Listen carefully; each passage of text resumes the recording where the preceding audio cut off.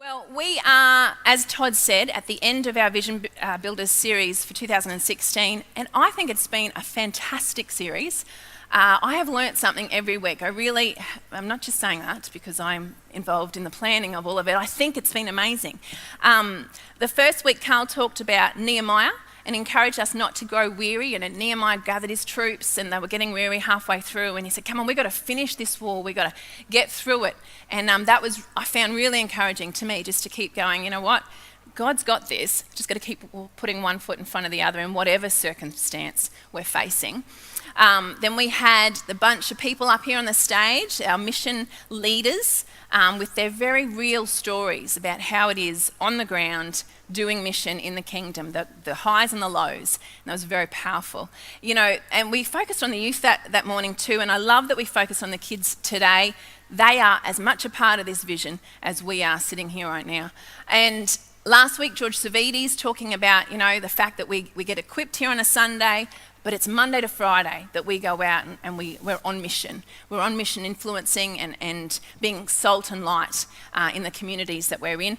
And this morning, we have this fabulous guest speaker this morning about, and he's going to talk about how, you know, God's given him skills and talents, but also just a vision for his life and the ability to take steps of faith and risks, really, to be where it is that God wants him to be and to make a difference. So can we please welcome together Chris Bailey to the stage this morning?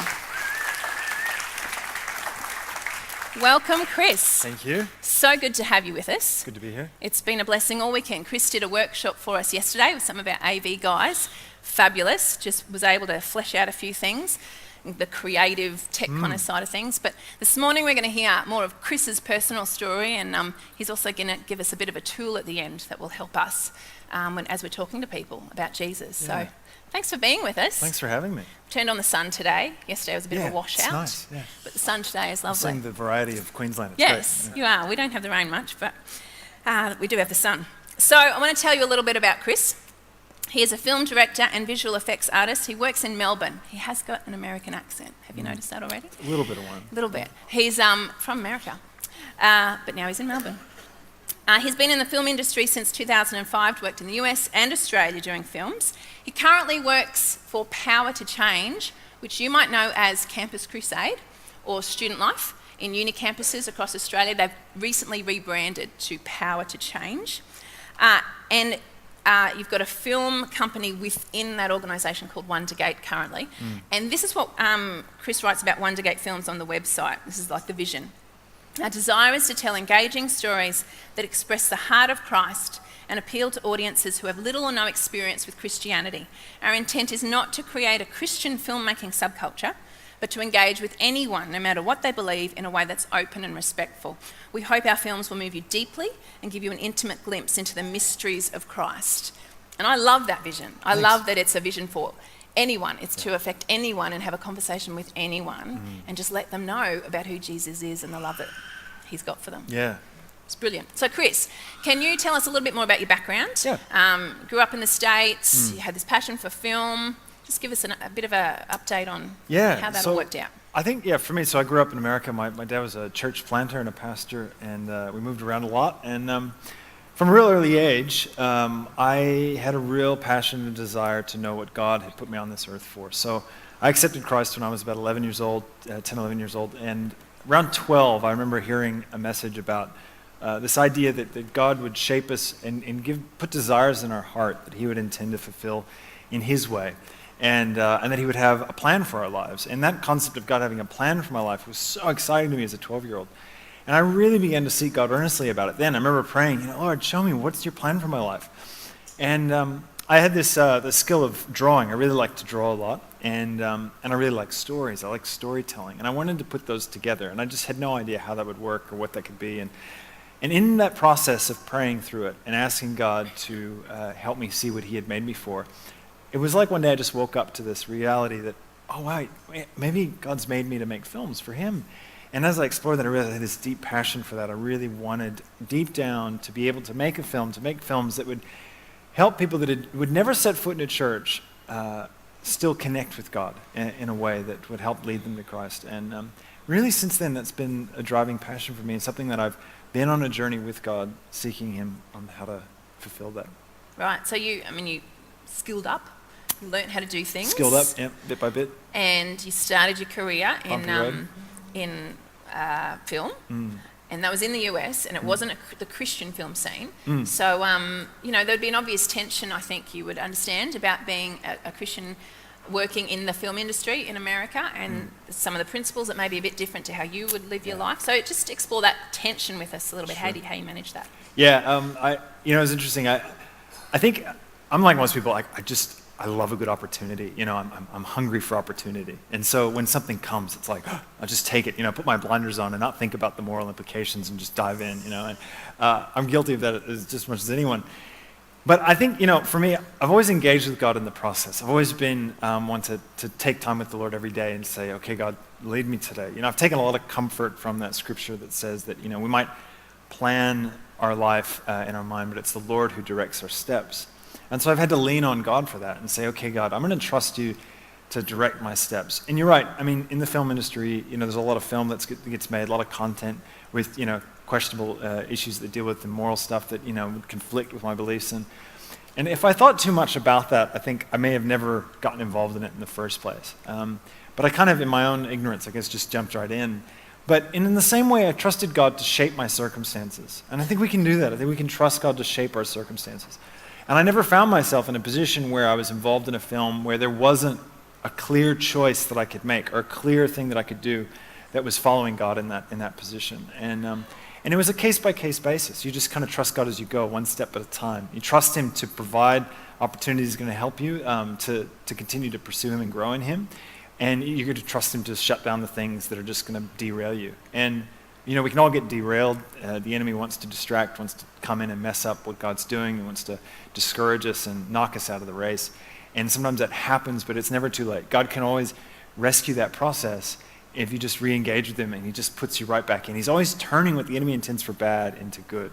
Yeah. And so for me, one example, I was on one film set after university early in my career. I was working as a first assistant director on a feature film, and right near the beginning of the film, the lead actor came up to me, and I was in the process of praying, God, use me in this film. The script's got stuff in it I don't really agree with, but I'm here, you've put me here, use me. And this lead actor of the film, the star of the movie, came up to me and he said, I heard some people talking, and I was just wondering, are you by chance a devout Christian? And I laughed at that. I thought, I don't know if I'd use the word devout, that's a bit heavy, but yeah, I'm a Christian, I love Jesus. And he said, I've always had these questions about the Bible, but I've never had anyone in my life I could ask them about, can we meet sometime and I ask you these questions? And so it was a wonderful, I didn't do anything to bring that opportunity about. Yeah. God just made it happen. And so we met and ended up getting to lead him to Christ, and he accepted the Lord, and we had a process of, we were working 24 hours a day for a month in this movie, and I got to disciple him as the film, every morning we'd meet up and pray together and read through the Bible a bit and talk through issues, and it was fantastic. But God was shaping the circumstance. Right. So it was. And you were just ready. Yeah. And a Christian in a secular workplace, which is what so many of us are. Yeah. But ready to go. Right. Yeah, that's fabulous. Being willing. Can I just ask that you've got an email address. That, can we have that slide on the screen just so people can jot that down as we go? This is a link to my newsletter, my email newsletter. So if you want to find out more about what I'm doing and what I'm working on, or getting in touch with me, just go to this link. It's a hidden link, so you can't just go to my website and find this. This is just for people that want to be praying for the work that I'm doing and aware of it and hearing the testimonies that God's doing. Yep. So just Lots keep that up there stuff. and There's write it down. no gap there between mailing and list. So just it's mailing-list, no space. So just copy that down. Now, right, so working in the US, you're getting experience, all of that, but now you're here. I am here. So how did that happen? How did you go from being there to being here? Yeah. Apart from flying over, why are you here? Yeah, that's a great question. So I'm here because of my amazing, fantastic, supportive wife, Eleni, who... It was a girl. Yeah, it was a girl. I fell in love with an Australian, helpless. They're the best. They're the best. Yeah. Oh, man, I'm a true convert. We met. I was living and working in San Francisco. Just produced a movie there with some mates from uni, and I had one of those moments where I was praying about what to do next. Was it supposed to move to LA? Was I supposed to go back to the East Coast? What did God want? And I really had no idea. And I just had a really strong sense from God that I needed to stay where I was. I needed to wait because he had something for me.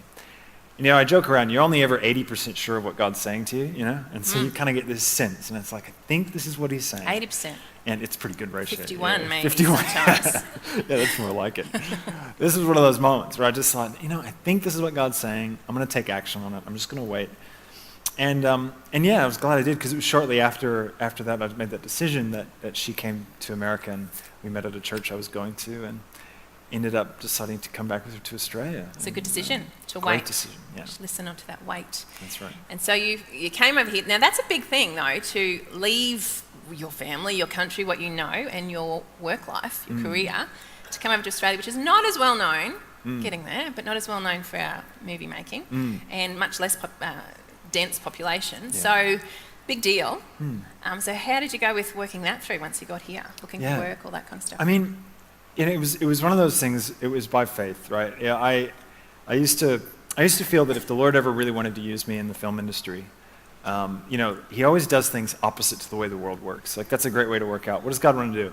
Well, what would we all do? And you go, this is what we would do. Great. So we should probably do whatever's opposite to that. Yeah, so we'll figure it out, you know. Pretty much. And, you know, so I joked around with some of my friends before that, yeah, if God wants to, you know, use me to work in the film industry, he's probably going to take me to the other side of the world from Hollywood, you know, to do it, because that's God, you know.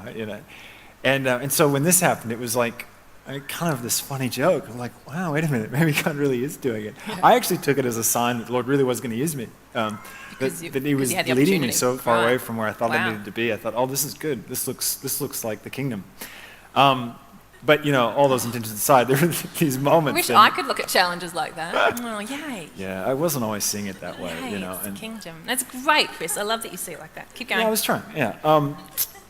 But you got to pepper this with the fact that, I mean, there's a lot of bits to this that it's so easy to talk about all the highs and all like the successes, and this is how God blessed and opened doors, whatever. I mean, you got to remember, like for me, I had this calling to be a filmmaker, right? I went to film school, and the first film I made, I was thinking, this is going to be the best film ever, because I'm anointed by God to do this, right? I thought this was going to be a breeze. I walked in there, you know, and I wrote this script, and I made this film. It is the worst film. I mean, you won't find it on the internet. It's hidden, buried. There's no copies of it left in the world. Like, and I think that was a real surprise to me, was just how bad I was at film. And so I was kind of like, God, why would you call someone and not equip me with all that I needed? Right, and all at once. It's all at once. I know. I thought I had a download, right? Isn't that how it works? And I guess, you know, it's funny. God looks at us. He sees where we are now, and he doesn't see us for who we are right now. He sees us for who we are at the finish line, right? Because he's not bound by time like we are. He knows us as he's created us as eternal beings. Like, he's got the big picture.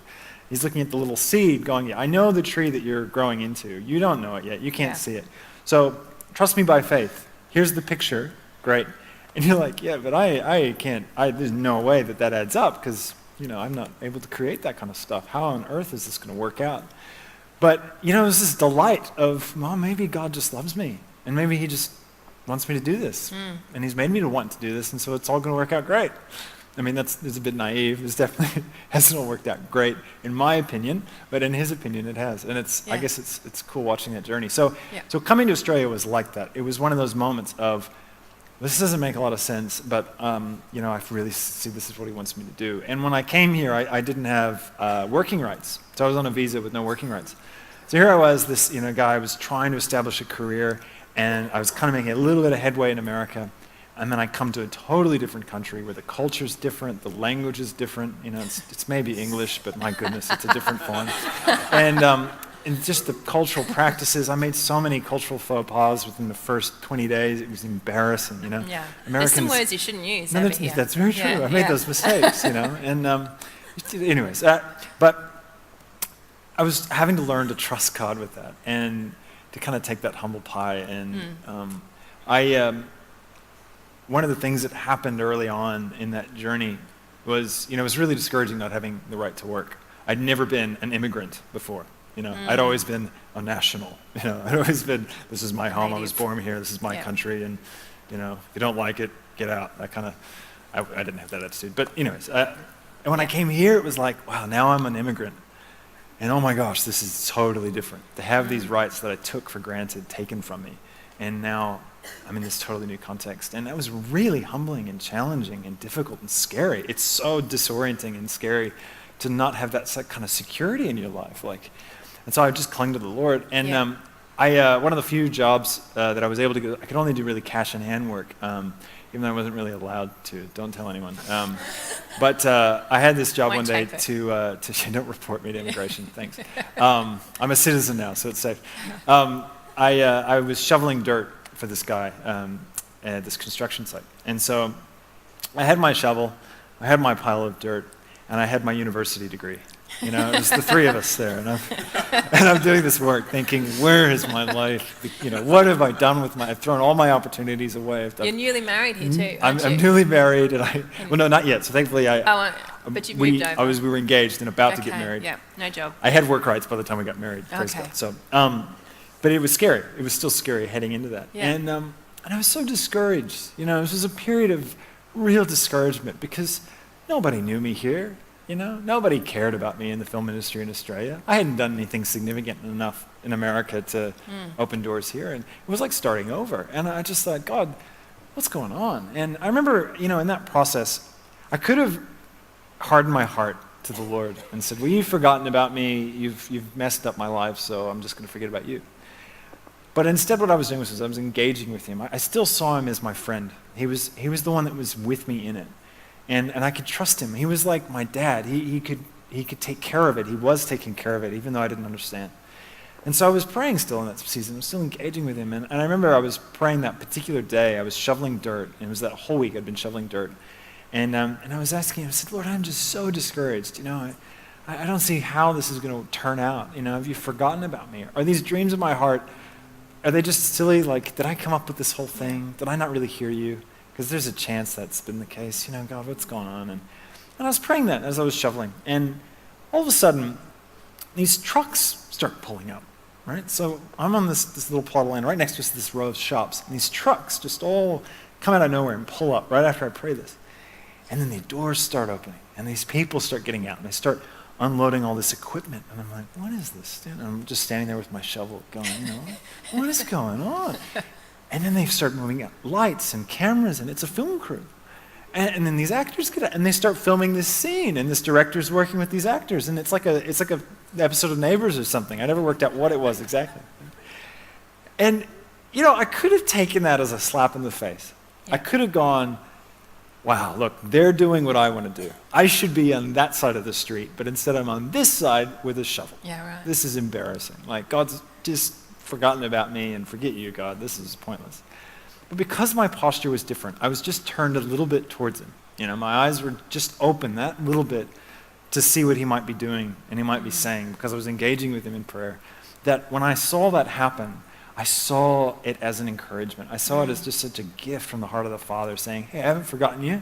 I know you've done this crazy thing and you're trusting me in it. And I love that. Yeah. I love that. And so here, I'm going to make a film crew show up just to remind you I haven't forgotten. It was such a gift to my heart. What a random thing to random. have happen. But I love that, and you're hearing that from Chris's heart, the eyes to see, he still was connected. And it's that wrestle, isn't it? Yeah. I don't understand what's going on in this dark hole that I'm in, but I still know you're good. Yeah, I love that. Okay, so you're getting that encouragement from God. You still don't have a job. That did start to happen though, right? You got your working rights and you started doing some commercial work.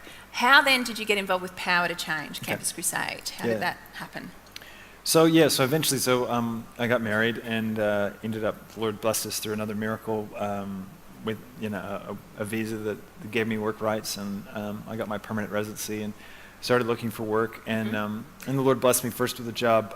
Started working in Sydney for a production company, doing visual effects and animation for Nickelodeon mostly, and it was really great. It was really fun to get back into the industry, and I was on that journey. I'd made a definite change when I came to Australia. I thought, okay, I'm going to get out of assistant directing. I'm going to get out of producing, and I want to direct because I want to be in control of the story, because I want to be able to express my faith through the work. And I realized that I'd never get to do that if I wasn't the one crafting the story. Of course, the problem with that was that's probably one of the hardest career paths you could imagine for anyone to pursue. And So again, it was a by faith thing, and I just had to trust God a day at a time with it and say, well, this is where I want to go, but I'm going to just keep following you one step at a time.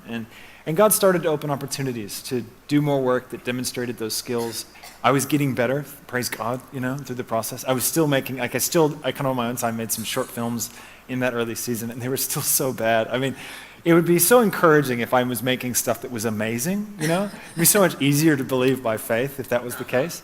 It was a whole lot harder when I would make stuff and then just feel embarrassed about it and think, oh man, what am I doing? Like, this is embarrassing. And part of the process though, right? Just yeah, learning a craft, It's just reminding yourself that he sees you at the end and you're not there yet. And God wants to, it's a process. He wants to develop us. And so anyway, so I was doing this work and I was starting to get chances to direct. And I had a moment where I had a period of time where I really felt like, because I was just making advertisements really. I made a commercial that was selling candy to kids. And I remember praying that one day. I was like, God, I don't know if I want to just keep making stuff that's just selling candy. Like, I'd like to sell the gospel if that's all right. Like, I'm keen on you. Like, I want to be expressing you. And so my wife and I, we really felt like God saying what I need to do is to take some time to just stop taking contracts and just to focus on writing. And I had been writing all that time. Someone told me once that you have to write 10 feature films before you write one that's any good, which is probably the most depressing thing to hear when you're getting started. But it was a great word of advice. So I'd been working on that in the background and writing a lot of bad movies. And it was a great theme for all this. So I had gotten to this point, we took this time off, and I started writing these films. And I was writing movies specifically that were aimed at a secular audience that was expressing the gospel through allegory and metaphor. And I was trying to do that and not really succeeding, but experimenting with it. And about halfway through that, I was again in a situation where I was really discouraged. Because remember, I'm not getting paid to do this. I don't really have any big opportunities. There's no big company saying, write me a movie and we'll make it. This is just me in a one-bedroom apartment that we're renting in Sydney with, I'm in tiny space, sitting there writing this film, just believing that God's going to do something about it. And that led to a lot of discouragement. And I got to this really low point, and I prayed, and that was one day in particular. I got on my knees, I just stopped writing, and I went, God, I am so discouraged. I know that you're good, but I just can't believe it right now, and I need your help. And I have no idea where we're going with this. Who on earth is going to give me a job to make films for you? Let's be realistic, Lord. And do I just need to go back to work? And right after I prayed that, there was this knock on the front door. And I look over, and this magazine slipped under the front door. It really got my attention. This classifies as creepy in my book. And I found out later it was my neighbor dropping off the mail. She never ever did that before, never did it again, but this one day she decided to. And just did it after I prayed, and I picked up the magazine, and on the cover of the magazine was a photograph of a film set, this film crew working on a movie. And the title of the magazine said, The Move to Short Film Evangelism. And it was a magazine from Campus Crusade for Christ. And I'm just staring at this, like I have never in my life, may never again, have a moment of such clarity in terms of God's call and what he wants to do. It's like, you want the next step? Here's the next step. All right? I've made a magazine about the next step. Would you quit complaining and just trust me? I've got this.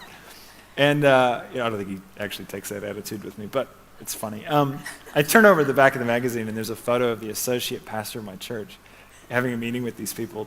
And so I call him, and I'm like, who are these people? What's going on? This magazine came to tell them the story, and he hooked me up with them. And come to find out, Campus Crusade was taking steps to start a new film ministry where they could be making films that would help share the gospel. And they had no idea how they were going to do that. They had no one that was in that area, and they were just looking to make it happen. And so the Lord opened that door and kind of went on a journey from that point, about a year before we came to the point where we joined staff with them and started working on it. I love that story. I just love it all. Isn't it great? Yeah, God's good, eh? God is good. I love that Chris's heart, again, was always ready to wrestle, but ready to trust. And God just answered with these. And I know that doesn't happen to you all the time. That's not a daily thing. It doesn't happen all the time. That you have these doubts and God answers with a cover of a magazine. But I love it. And only God can do that. Yeah. Only God can surprise us with that kind of left field stuff. So it's encouraging.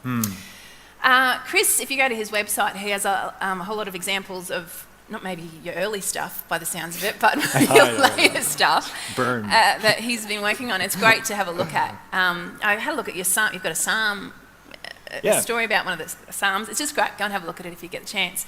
But you did make this film for Power to Change, which we're going to have a look at in a minute. But it's a really useful tool. Now, it's not a movie that you can see on YouTube or at cinemas or anything like that. It's only in app form.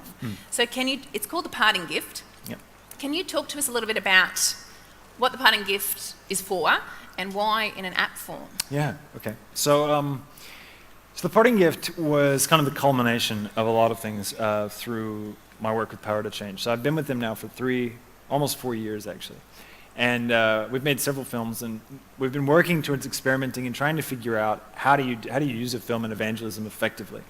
So we've done a lot of tests. We've used a lot of different short films on campuses and universities around the country, and we had teams all over the place experimenting with it. We've been collecting information, and that kind of led to this process, spiritual process of God helping us create this film, The Parting Gift. And what it is it's a 6-minute short film that is an allegory, like the parables. It illustrates the kingdom of God, but in a way that's not really obvious. So it doesn't work by itself. You can't just go watch this movie and expect someone to come to know Christ or understand anything about the gospel. In fact, you really wouldn't be able to draw any connection at all with this story in the gospel if someone didn't tell you to look for it. And the reason for that was because it was really non-confrontational. And we viewed film as a place for questions, not a place for answers. Yeah. So it's not the place for the sermon, it's the place to get people thinking about, maybe I should be asking questions about this stuff. It's a way of introducing people, kind of getting them in the door to start thinking about spirituality. So the way it works is this film is embedded inside of an app. You can download it right now. You can download it. It's free. And it's on the Apple, so iTunes, the Apple App Store. And it's also on the Android Google Play Store. So if you search in Google Play, The Parting Gift, or you search in the App Store, The Parting Gift, it'll pop up. And you can download it onto your phone or your tablet. And the way it works is you basically have the film in there, but it starts off, it's designed for something you can approach for a conversation. Think of it as like a modern gospel tract.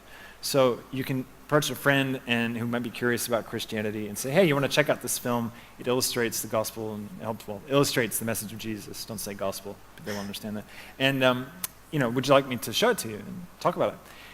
And what they do is the first slide presented with is this question. It says, rate your interest in Jesus. And there's a scale, and they can rate their interest in Jesus, and you can watch that. It's really helpful to know where they're at. And then you show the film, and it's in the app itself, doesn't get streamed from the internet, so you can use it on an airplane or wherever, really remotely. And after the film, you then say, can you see any connection between this story and the message of Jesus? And pretty much everyone says no. I mean, some people will see connections. They might be different. Some people see the right connections. Even Christians won't see it, though. So don't feel bad if you can't put two and two together. It's nothing about you. And then you ask, would you like me to explain it to you? And that curiosity is always really peaked at this point. They're curious, they want to know. And then you have, there's a series of slides in the app, about 6 images from the film, and you can touch them and walk them through the symbolism of the story that explains the gospel. And it's really easy, you just read it, literally. So you don't actually have to memorize anything. It's a very simple tool to use. And then afterwards, they re-rate their interest in Jesus, so you can see if it's gone up at all. And then they can indicate if they want to accept Christ or meet again to talk more about it or take some action. So it's really great for just helping direct a conversation. And we've seen it really effective. So our old tools we were seeing about 10% of everyone we engaged with wanting to get connected. With the Parting Gift, we see 51% of everyone we engage with wanting to get connected. So it's huge. And these are Australians that we're getting these numbers from.